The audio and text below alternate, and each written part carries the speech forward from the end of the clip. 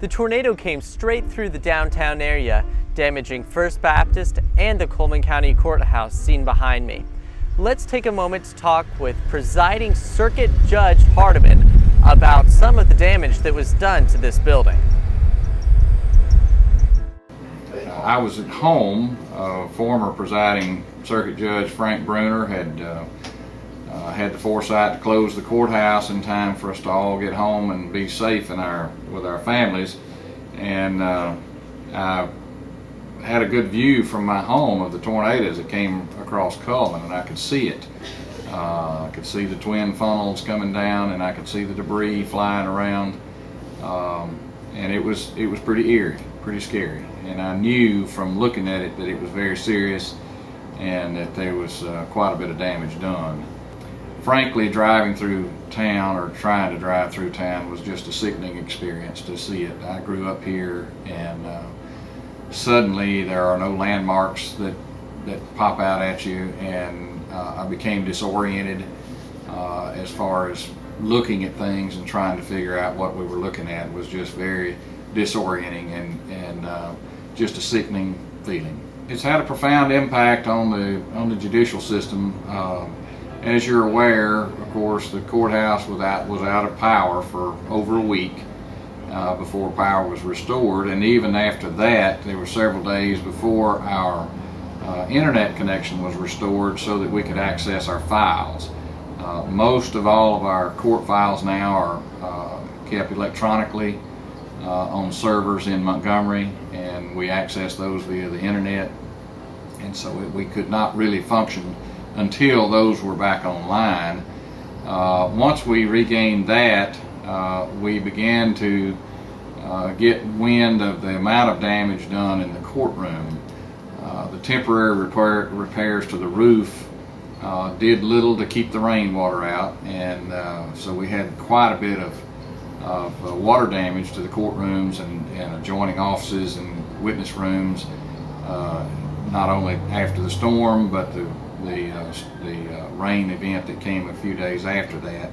The carpet was ruined, and in the process of pulling up the carpet, some of the floor tile were pulled up, and it was discovered that those floor tile contain asbestos. And so now we have to do an EPA removal of the asbestos in this room in order to make it safe for the public to re-enter the room. Also, some of the ceiling area was also heavily water damaged, and it will not dry out. And in order to dry it out, we've got to take this part of the ceiling off, and the ceiling itself also contains asbestos. And so while the physical damage does not look that great, the result of the water damage has been pretty grave. We expect that this may take as much as 6 to 12 months to restore this courtroom. In the meantime, this is, as I said, is our biggest courtroom and the one that we use to orient jury panels and so forth. And so it's going to be a great problem trying to accommodate these tight crowds again without this much room.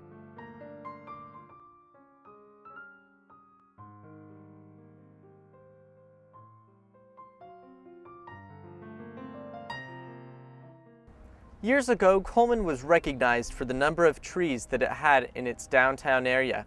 However, as you can see behind me, the tornado took down many of these landmark trees that have been here for generations.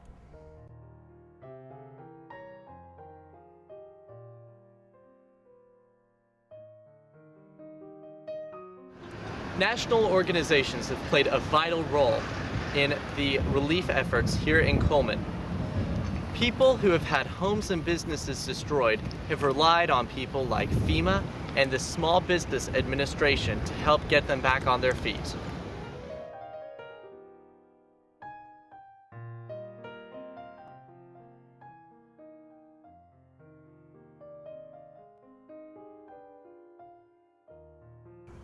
In the immediate aftermath of the storm, one of the citizens' primary concerns was getting in touch with far away loved ones. Places like the depot played host to the Cullman County Extension System, which set up the free service of Wi-Fi internet and free charging stations. With this internet, people were able to contact loved ones out of state and even out of the country. Behind me is the Cullman chapter of the American Red Cross. It was one of the numerous organizations whose buildings were hit during Wednesday's storms. However, throughout the destruction, these organizations were able to pull together and continue to help the community. Here I am with Mike Bates, the Executive Director of the Cullman Red Cross. How are you today? Doing fine, man. Thank you. All right. We were downtown filming a little bit earlier today, and we saw that the Red Cross building had been damaged. Have y'all been able to get back into the building? We got some of our supplies out of it, and some of the things out of the building is going to end up being a total loss. So when the disaster was going on, we didn't have a home base to work out of. So we were working out of shelters mostly, which we set up 3 shelters, and we were operating out of the Civic Center.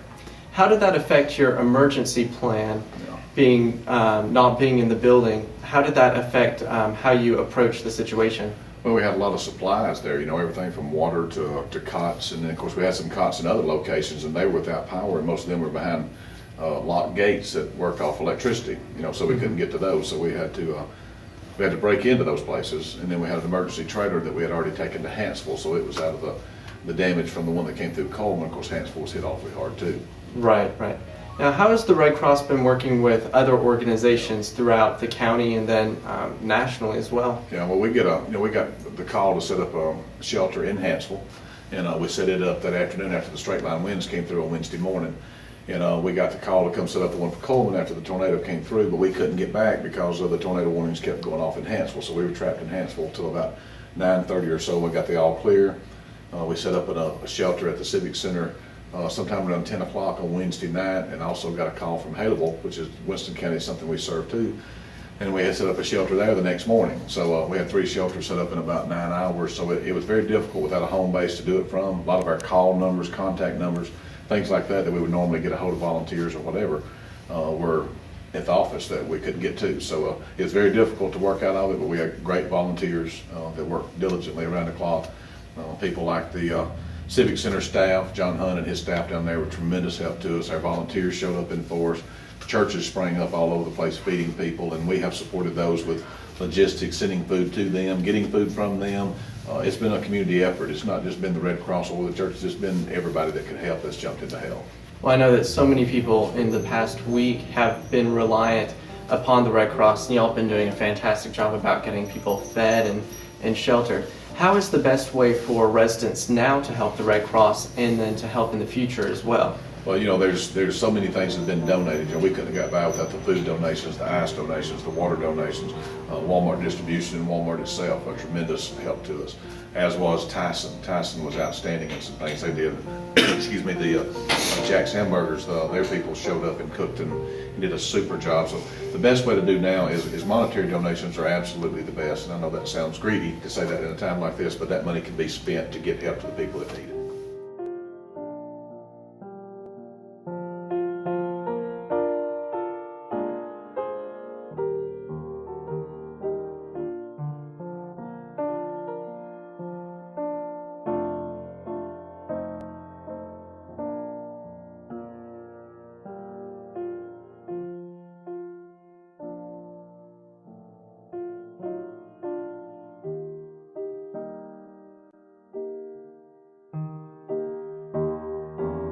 The tornado swept right through downtown, not ignoring any buildings on its way through.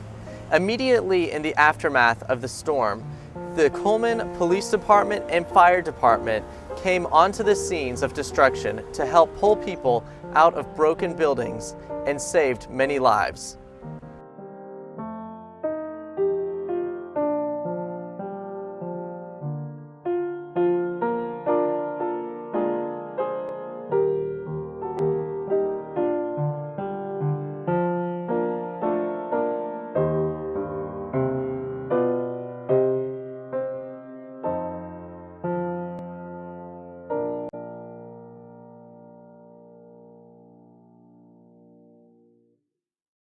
Over the past month, the residents of Cullman have had extreme and extremely interesting circumstances and experiences. From volunteering with the United Way to being dug out of rubble, every citizen's story is different. We hope that we have captured for you just a few of these stories, a few of these business owners who have had their shops destroyed, a few of these homeowners who have had houses that they've lived in for generations literally picked up off their foundation. As Cullman comes back in the future, nobody knows exactly what to expect. Will people rebuild? Will the stores be the same as they were before? Will the restaurants still serve the same food? Will businesses still sell the same merchandise? While nothing's for certain, one thing is sure about this town. It will come back stronger. It will come back better than before. But most of all, it will still be Cullman.